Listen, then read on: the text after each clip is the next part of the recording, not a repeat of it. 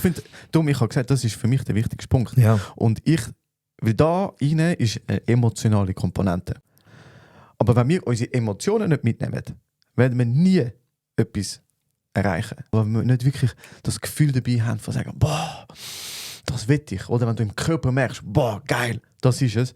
Ja, du brauchst das Gefühl von Und ich habe mir wirklich das mitgenommen, was wir auch hatten von mit dem Visualisieren. Yes. Wo du mir gesagt hast, eben, du tust dir überlegen, wie es sich anfühlt. Du tust dir überlegen, wie es schmeckt. Du tust dir überlegen, wie es aussieht, was du hörst. Und eine ganz wichtige Komponente, die bei mir emotional reingekommen ist in dem Commitment, ist, wie ich mich fühle, wenn ich null Beschwerden habe mit meinem Rücken. Ich glaube wirklich, du musst Emotionen in die Ziel mit reinholen, damit die Evolution einfach auch da ist, wenn es mal tough wird, wenn du mal keine Lust hast, wenn Sommerferien kommen, wenn du in die Ferien gehst, was auch immer ist, und was es schwieriger macht, um jetzt zum Beispiel Sport machen. Ja.